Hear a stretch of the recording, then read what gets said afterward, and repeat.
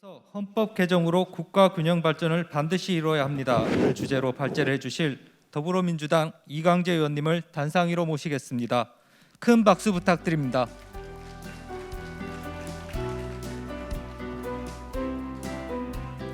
보시면 되는데 이게 앞으로 넘어가는 거고요.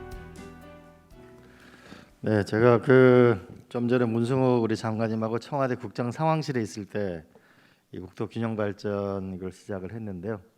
원주시에 이제 혁신 도시도 있고 기업 도시도 있습니다. 제가 평창 동계올림픽을 하면서 전 세계 많은 나라를 가봤는데 그 동계올림픽은 다 시골 마을이잖아요. 근데 그게 어떻게 하면 이 삶의 질과 경쟁력을 가져갈 수 있는가 이런 데서 조금 말씀을 드리겠습니다. 저는 오늘 헌법 개정으로 국가 균형 발전을 반드시 이뤄야 된다 이런 주제로 말씀드리겠습니다. 이 현재 수도권 집중 현상은 뭐 이루 말할 필요가 없고요. 특히 혁신형 기업 같은 경우에는 수도권에 집중돼 있는 걸 알 수 있습니다. 비수도권의 인구의 양이나 인구의 질도 심각한 상황입니다. 이 상태로 가서는 이 수도권의 더구나 수명 100세 시대 인간은 도저히 대도시의 고비용을 견뎌낼 수가 없습니다. 젊은이들도 점점 더 출퇴근 시간이 OECD에서 최장시간 길어지고 있습니다. 이렇게 집중이 되면 우리는 젊은이도 더 고통스러워지고 더구나 베이비 부머들도 도저히 이 생활비를 견뎌낼 수가 없습니다. 근본적인 대한민국의 대전환이 필요합니다. 우리가 서울시 내에서도 강남과 비강남권으로 큰 격차가 굉장히 크게 됩니다. 이 문제도 우리가 극복해 나가야 합니다. 자, 그러면 전 세계에서 가장 성공한 도시의 특징이 무엇인가라고 보면 이게 소위 DNA를 장착해야 되는데 이 DNA라고 하는 건 트리플 헬릭스, 기본적으로 지역 행정과 그다음에 산업계와 지식이 없어서는 불가능하다. 가장 중요한 게 지식의 문제가 가장 중요해요. 바이닝햄이라는 35,000 도시에 그 대학에 가니까 그 식품 하나로만 66조 원을 하는데 거기에 보니까 학교에 Today is knowledge, Tomorrow is business. 날리지가 있느냐 없느냐가 결국은 제일 중요한 문제라고 생각합니다. 날리지가 있어야 결국은 기업이 들어오게 되는, 기업이 오게 되면 또 사람이 필요하기 때문에 이 날리지가 있어야 된다는 겁니다. 자, 그럼 우리가 한번 이 4차 산업혁명을 보면 과거의 부가가치는 토지, 즉 땅이 부가가치를 냈습니다. 우리가 중국의 관중이라는 사람이 산업공상이라는 말을 했는데 이거는 상업하는 사람이 열등하다는 것이 아니고 선비와 공업과 상업이 다 따로따로 모여 살아야 진화할 수 있다는 뜻이 산업공상의 시작입니다. 전 세계 최초로 비단을 직조하는 동네를 클러스터를 만들어 가지고 이락 제나라가 전 세계 중국에 제일 잘 사는 나라를 만들었습니다. 그다음에 중세 도시에는 우리가 길드라는 게 있었죠. 그리고 중국에는 경덕전이라는 이 도자기를, 당시 최대의 문화상품이 차 도자기 실크인데 항주의 실크, 경덕전 도자기, 이런 일종의 길드형의 도시가 부가가치를 만들었습니다. 산업혁명의 부가가치는 소위 대학과 공장이라는 것이 부가가치를 만들었습니다. 대한민국 예를 보게 되면 포항공대와 포스코, 그리고 구미전자와 경북대학교 전자과, 금호공대, 부산은 부산기계공학과와 조선학과, 그 조선산업을 만든 거죠. 대학과 공장이라는 것이 부가가치를 냈습니다. 후기 산업사에 와서는 오피스 빌딩이라는, 삼성전자라는 오피스 빌딩이라는 게 부가가치를 냈습니다. 그럼 이후에 부가가치는 어디서 나올 것인가라고 보기에는 저는 이제 4차 산업혁명은 미래 도시라는 것, 공유형 형태의 주택과 미래 도시에서 부가가치가 나온다고 저는 생각합니다. 새로운 근본적인 개념 전환이 있어야만 저는 지역 균형 발전이 성공할 수 있다고 생각합니다. 자, 우리 노무현 대통령께서는 재임 기간 중에 72번을 국가 균형위 행사를 했습니다. 대통령이 250주 5년 임기 중에 250주의 임기 중에 72번을 했기 때문에 오늘날 세종시와 기업도시와 혁신도시가 생기는 것입니다. 대통령의 의지가 없이는 절대로 발전할 수 없습니다. 우리 마크롱 대통령은 파리 기후변화 협약을 주도했고, 그리고 프랑스가 주도했고, 이번에 기후변화와 싸우자라는 걸 헌법 제1조 집어넣었죠. 지금 상원 통과를 앞두고 있습니다. 대한민국도 이 수도권 중심의 이렇게 고통스러운 집 하나 문제 때문에 인생 전체가 흔들리는 젊은이가 일자리 없는 이 고통스러운 상황을 극복해 나려면 저는 지방분권과 균형 발전을 헌법적 과제로 해서 명확하게 우리가 추진해야 된다고 생각합니다. 두 번째로는 국가 균형 발전을 주는 컨트롤 타워가 이게 지금 우리 송재호 의원님이 말씀하신 것처럼 자문위원회가 돼서는 절대 집행력을 담보할 수 없다. 그래서 이거는 프랑스처럼 우리가 행정위원회로 만들어서 강력한 집행력을 가질 때 지역 균형 발전은 시작될 수 있다고 봅니다. 세 번째로는 서울 중심의 이거는 우리가 젊은이들은 도시 자체가 매력적입니다. 일단 일자리도 있고 그다음 문화시설도 많고 결혼할 수 있는 기회도 많고 그래서 우리가 원주 혁신도시에 많이 와보면은 이 결혼할 상대를 찾기가 참 어렵다고 얘기합니다. 그래서 결국 이걸 해나가려면은 규모의 경제가 있어야 되는데 서울 중심의 일극 체제가 아니고 다극 체제로 전환돼요. 그래서 부울경 우리가 메가시티가 있는 거고 대구, 경북, 광주, 전남, 충청도 이렇게 해서 일정한 정도의 적어도 100만 이상의 도시들이 모여야 된다. 그러면 우리가 메가시티 하나가 있고 그다음에 기본적으로 자족 도시가 되려면 기반형 일자리가 만들어지려면 최소한 30만 정도의 도시가 되어야 된다고 합니다.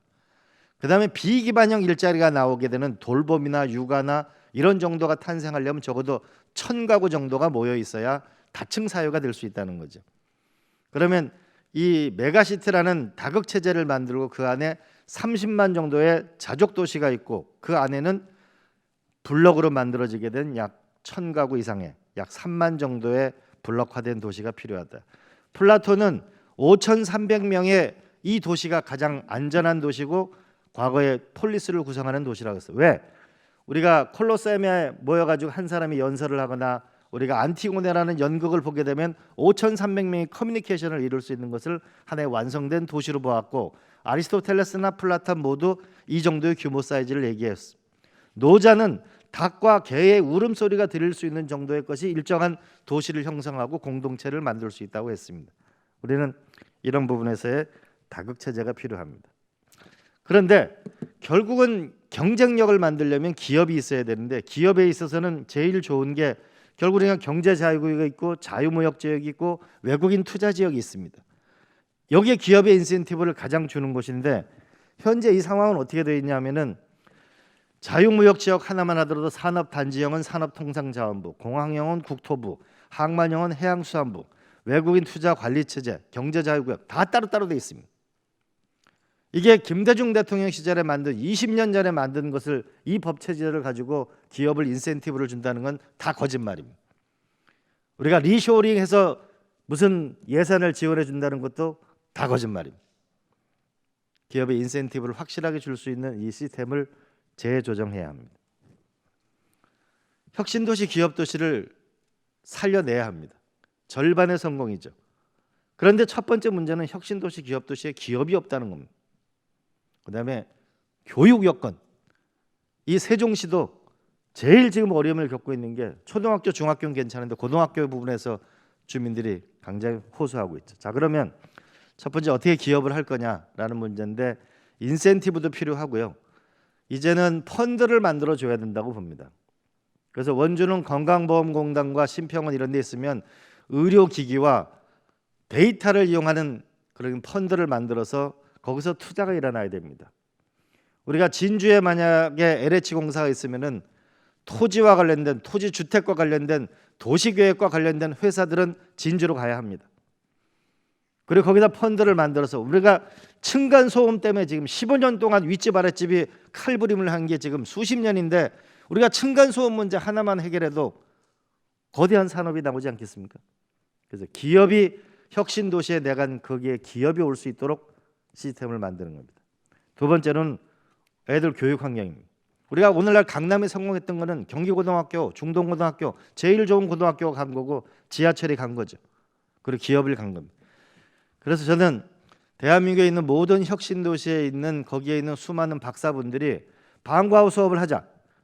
그리고 그걸 전부 유튜브로 찍어서 전국으로 내보내면은 토지주택공사는 도시계획 관련해서, 한전은 에너지와 관련해서, 원주에는 건강보험과 건강과 관련된 주제가 전국에 있는 유튜브로 우리가 나가게 되면 아이들의 교육 환경을 확실히 개선할 수 있을 것이고, 공공기관 자체가 학교 얘기가 될 수 있도록 전환돼야만, 아이들이 자랄 때부터 건강을 알고 자랄 때부터 에너지를 알아야만 저는 그 아이들이 미래 중심적인 아이가 될 거라고 봅니다. 그래서 원주 같은 경우에는 국립과학수사연구원을 보면 우리가 미국의 CSI에만 자꾸 볼 일이 아니고, 여기서 우리가 충분히 탐험이나 이런 학교를 만들어낼 수 있다고 봅니다.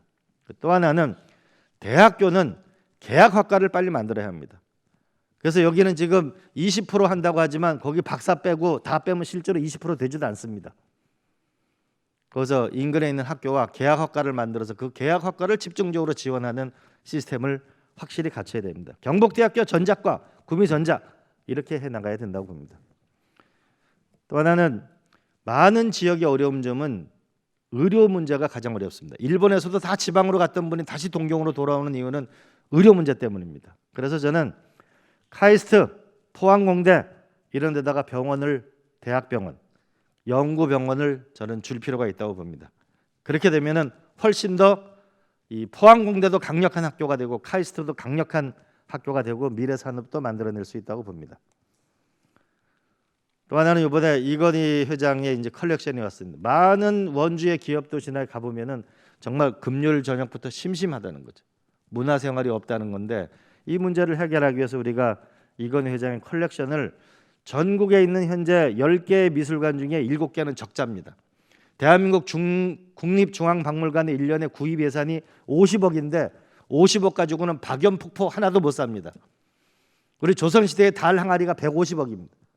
그러면 우리가 이 컬렉션을 전국의 미술관에 순회하는, 그렇게 해서 질을 높이는 우리가 문화활동 부분도 생각해 볼 필요가 있다고 봅니다.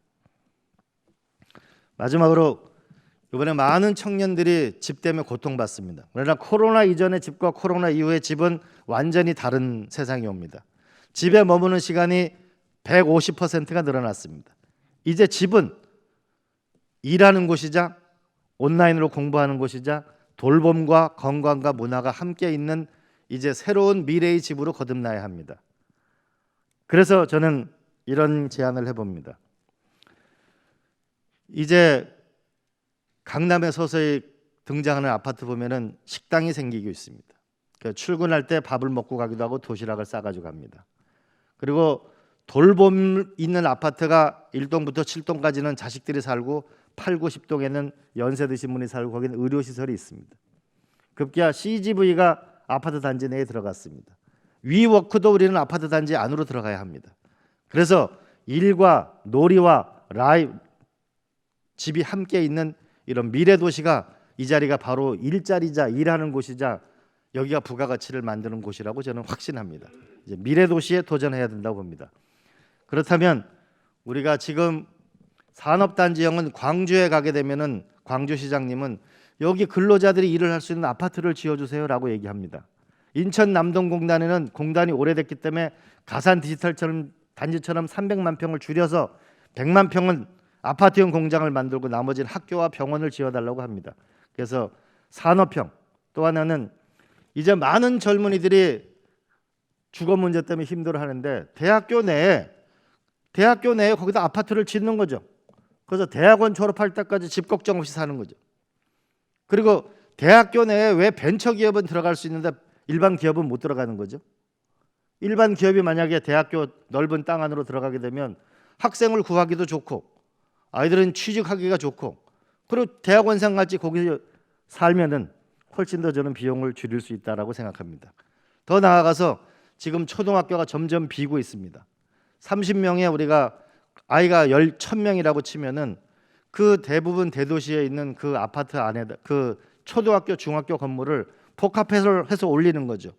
학교 주택을 만들어서, 그럼 거기엔 위워크도 있고 수영장도 있고 돌봄 시설도 있고 다 있으면은 아이가 적어도 초등학교 졸업할 때까지는 10몇 년 동안 거기 살 수 있는 겁니다. 그렇게 되면 이게 바로 우리가 지난 5년 동안 저출산 고령화에 쓴 예산이 210조 원을 썼습니다. 그럼 이 초등학교, 중학교 비는 건물을 복합해 올리면 우리가 체육시설, 복지시설 따로 안 만들어도 됩니다. 그러면 돌봄과 미래의 일과 도서관과 함께 있는 이런 것을 만들어내게 되면 지식과 산업과 행정이 함께 있는 트리플 헬릭스가 작은 공간 내에서 저는 컴팩트하게 이루어지면서 미래 산업을 저는 만들어낼 거라고 보고, 이 자리에 계신 분들이 지난 10년 노무현 대통령부터 많이 해오셨고 지난 또 4년 동안 하셨는데, 더 우리가 가열차게 노력을 해서 우리가 수도권 인구를 50만 명 베이비 부모를 이런 캠퍼스 도시로 카이스트로 서울대학교 부산으로 우리가 빼낼 수 있으면은 집값 문제 해결할 수 있습니다. 그리고 청년들의 고통과 베이비 부모가 노후 준비가 안 돼 있는, 지금도 컴퓨터에서 50 몇 살 넘으면 전부 시골 어디가 살 건가 컴퓨터로 검색하는 이 50대의 미래를 우리가 만들어낼 수 있고, 그게 저는 미래의 대한민국이라고 보고 여러분들이 함께 노력해 주시면 고맙겠습니다. 감사합니다.